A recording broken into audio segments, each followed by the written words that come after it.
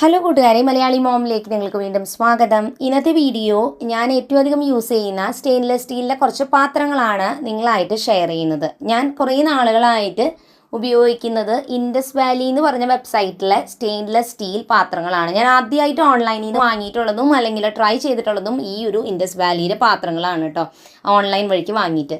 ഏറ്റവും അധികം ഞാൻ ഉപയോഗിക്കുന്നത് ഈ ഒരു സ്റ്റെയിൻലെസ് സ്റ്റീൽ കുക്കറാണ്. കുക്കർ 3 അളവിലാണ് വരുന്നത്. 1.5 ലിറ്റർ, 3 ലിറ്റർ, 5 ലിറ്റർ. എൻ്റെ കയ്യിൽ 1.5 ലിറ്ററിൻ്റെയും 3 ലിറ്ററിൻ്റെയും കുക്കറാണ് വരുന്നത്. ഇതാണ് ഞാൻ ഡെയിലി ബേസിൽ ഏറ്റവും അധികം ഉപയോഗിക്കുന്നൊരു കുക്കർ. ഒന്നാമത്തെ കാര്യം, സ്റ്റെയിൻലെസ് സ്റ്റീൽ കുക്കറാണ്. ഞാൻ ആദ്യം ഉപയോഗിച്ചിരുന്ന കുക്കറിൽ മാറ്റുമ്പോൾ ഞാൻ വിചാരിച്ചിട്ടുണ്ടായിരുന്നു സ്റ്റെയിൻലെസ് സ്റ്റീൽ ആക്കണമെന്ന്. കാരണം നമ്മുടെ ഹെൽത്ത് വൈസ് നോക്കുമ്പോൾ ഏറ്റവും നല്ലത് അതാണ്.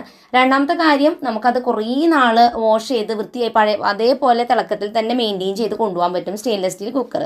പിന്നെ കുക്കിംഗ് വളരെ ഫാസ്റ്റ് ആക്കാൻ സ്റ്റെയിൻലെസ് സ്റ്റീൽ കുക്കർ സഹായിക്കുന്നുണ്ട്. അപ്പോൾ ഈ ഇങ്ങനെ കാര്യങ്ങളുള്ളതുകൊണ്ടാണ് ഞാൻ ഇങ്ങനെ ഒരു കുക്കറിലോട്ട് മാറിയത്. രണ്ടാമത്, ഇതിൻ്റെ ഒരു ഡിസൈൻ ആയാലും നമുക്ക് ക്ലീൻ ചെയ്യാനും വാഷ് ചെയ്യാനൊക്കെ നല്ല രീതിക്ക് പറ്റും. കുറേയധികം ഡിസൈനുകൾ ചില കുക്കറിൻ്റെ ഡിസൈൻ്റെ കൊണ്ട് തന്നെ പെട്ടെന്ന് തന്നെ അഴുക്ക് വന്നാൽ അത് ഡെയിലി ക്ലീൻ ചെയ്തെടുക്കുമ്പോൾ ഭയങ്കര ബുദ്ധിമുട്ടാണ് അതിൻ്റെ ഒരു ക്ലീനിങ്. പിന്നെയുള്ളത് ഇങ്ങനത്തെ ഒരു ഷേപ്പ്, അതായത് വേറെ പ്രത്യേകിച്ച് അതിൻ്റെ ആ ഒരു വായ് ഭാഗത്ത് കുറേ ഡിസൈൻ പോലെയോ ചെരിവ് പോലെയോ ഇല്ലാത്തതുകൊണ്ട് തന്നെ നമ്മൾ കുക്ക് ചെയ്ത് കഴിഞ്ഞാൽ വേറൊരു പാത്രത്തിലോട്ട് മാറ്റുമ്പോൾ നമുക്ക് സാധാരണ ഒരു പാത്രത്തിൽ നിന്ന് മാറ്റുന്ന അതേപോലെ തന്നെ മാറ്റാൻ പറ്റും. അത് കുക്ക് ചെയ്യുമ്പോൾ അല്ലെങ്കിൽ നിങ്ങൾക്ക് കാണാം, സ്പൂണോട് നമ്മൾ അവിടെ നിന്ന് ഇങ്ങനെ തട്ടി തട്ടി എടുക്കണം, നമ്മൾ എന്ത് ഐറ്റം വേവിക്കാൻ വെച്ചാലും. അപ്പോൾ അതൊക്കെ വെച്ച് നോക്കുമ്പോൾ ഈ ഒരു കുക്കർ നല്ല യൂസ്ഫുൾ ആയിട്ട് എനിക്ക് തോന്നിയിട്ടുണ്ട്. ഒരു കംപ്ലയിൻസും ഇതുവരെ എനിക്ക് ഉപയോഗിച്ച് വന്നിട്ടില്ല.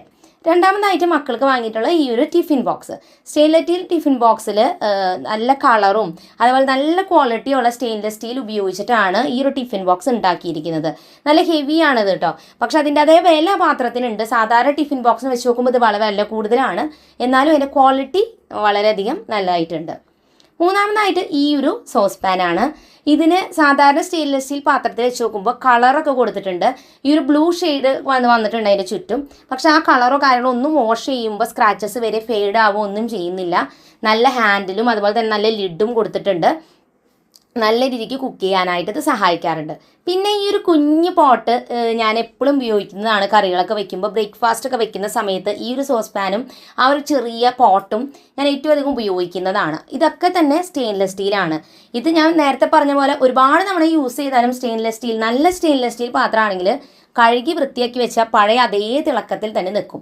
എപ്പോഴും സ്റ്റെയിൻലെസ് സ്റ്റീൽ പാത്രം സെലക്ട് ചെയ്യുമ്പോൾ കട്ടിയുള്ള പാത്രങ്ങൾ, വെയിറ്റുള്ള പാത്രങ്ങൾ എടുത്തില്ലെങ്കിൽ കരിഞ്ഞു പിടിക്കാനുള്ള സാധ്യതയുണ്ട്. അപ്പോൾ ഇത് വെയിറ്റ് ഉള്ളതുകൊണ്ട് തന്നെ കരിഞ്ഞു പിടിക്കുന്ന പ്രോബ്ലമോ അങ്ങനെയൊന്നും തന്നെ എനിക്ക് ഇതുവരെ ഫീൽ ചെയ്തിട്ടില്ല. പല അളവിൽ പാത്രങ്ങൾ വരുന്നുണ്ട്.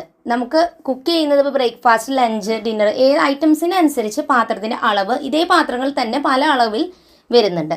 അടുത്തതായിട്ട് ഈ ഒരു ഫ്രൈ പാനാണ്. നമുക്ക് ഫുഡ് ഫ്രൈ ചെയ്യാനും കുക്ക് ചെയ്യാനും ഒക്കെ ഈ ഡീപ്പ് ഫ്രൈ പാൻ ഉപയോഗിക്കാവുന്നതാണ്. ഇതും ഞാൻ ഡെയിലി ബേസിൽ ഉപയോഗിക്കുന്ന പാത്രങ്ങളിൽപ്പെട്ട ഒന്നാണ്. ഇത് 3 ലെയർ ആയിട്ടുള്ള പാത്രമാണ്. 3 ലെയറുകളുണ്ട്. അതുകൊണ്ട് തന്നെ അത്രയും തന്നെ കട്ടിയുണ്ട് ഈ പാത്രത്തിൽ കുക്ക് ചെയ്യുമ്പോൾ. ഞാൻ നേരത്തെ പറഞ്ഞ പോലെ നല്ല രീതിക്ക് ചൂട് മെയിൻറ്റെയിൻ ചെയ്തിട്ട് കുക്ക് ചെയ്യണമെന്നുണ്ടെ ഗ്യാസ് വെറുതെ വേസ്റ്റ് ആവുന്നില്ല. നല്ല ഫാസ്റ്റായിട്ട് കുക്കിംഗ് പ്രൊമോട്ട് ചെയ്യുന്ന പാത്രമാണ്. അപ്പോൾ ഞാനിപ്പോൾ കുറേ നാളെ യൂസ് ചെയ്യുന്ന നേരത്തെ പറഞ്ഞു. ഇന്ന് ഞാനിതിൽ രാജ്മ മസാല ഉണ്ടാക്കാമെന്ന് വിചാരിച്ചിട്ട് അതാണ് ഉണ്ടാക്കിക്കൊണ്ടിരിക്കുന്നത്. ഇതിനായിട്ട് പാത്രത്തിലോട്ട് ഞാൻ 2 ടേബിൾ സ്പൂൺ ഓയിൽ ഒഴിച്ച ശേഷം ഞാൻ ഒരു 1/2 ടീസ്പൂൺ പെരിഞ്ജീരകം ചേർത്ത് കൊടുത്തു. 1 ടീസ്പൂൺ ഇഞ്ചി വെളുത്തുള്ളിയുടെ പേസ്റ്റ് ചേർത്ത് നന്നായിട്ടൊന്ന് മൊരിയിച്ചെടുക്കുക. ഇതിലേക്ക് ഞാൻ 2 വലിയ സവാള അരച്ചെടുത്തിട്ടുള്ളതാണ് ചേർത്ത് കൊടുത്തിട്ടുള്ളത്. ഇത് ചേർത്തിട്ട് ഇതിൻ്റെ പച്ചമണം പോകുന്ന വരെ തന്നെ നന്നായിട്ട് വഴറ്റി കൊടുക്കണം. ചെറുതായ ഒരു ലൈറ്റ് ബ്രൗൺ കളർ പോലെ ആവും, അതുവരെ വഴറ്റി കൊടുക്കും. ഈ ഒരു കളറിലേക്ക് ആയി കഴിയുമ്പോൾ ഇതിൽ പച്ചമണമൊക്കെ പോയിട്ടുണ്ട്. നമുക്ക് ഇനി ഇതിലേക്ക് മസാലപ്പൊടികൾ ചേർത്ത് കൊടുക്കാം. ഇതിനായിട്ട് ഞാൻ 1 ടീസ്പൂൺ മുളക് പൊടി, 1/2 ടീസ്പൂൺ മഞ്ഞൾപ്പൊടി, 2 ടീസ്പൂൺ മല്ലിപ്പൊടി, 1 ടീസ്പൂൺ ഗരം മസാല. കറിയുടെ ക്വാണ്ടിറ്റി അനുസരിച്ച് പൊടികളുടെ അളവിൽ മാറ്റങ്ങൾ വരുത്താം. ഇത് ചേർത്ത ശേഷം നന്നായിട്ട് ഇത് മൊരിയിച്ചെടുക്കുക. പച്ചമണം നന്നായിട്ട് പോകണം. കാരണം നമ്മൾ ഈ സവാള ആയാലും തക്കാളിയൊക്കെ അരച്ച് ചേർക്കുന്ന കറികളിൽ നന്നായിട്ട് അത് വേവിച്ചെടുത്താലാണ് അതിൻ്റെ പച്ചരസം പോവുള്ളൂ, അല്ലെങ്കിൽ കഴിക്കാനായിട്ട് കറി ടേസ്റ്റ് ഉണ്ടായിരിക്കില്ല. ഈ കറിയിൽ സവാളയും കാര്യങ്ങളൊക്കെ നമ്മൾ ഇതുപോലെ അരച്ച് ചേർക്കുന്നതുകൊണ്ട് തന്നെ കുട്ടികളെടുത്ത് കളയുന്ന കാര്യങ്ങൾ നോക്കണ്ട, അരച്ച് ചേർക്കുന്നുണ്ട്. ഇനി നമ്മളിതിലേക്ക് 2 തക്കാളി നന്നായി അരച്ചെടുത്തതും കൂടി ചേർത്ത് നന്നായിട്ട് വഴറ്റിയെടുക്കുക.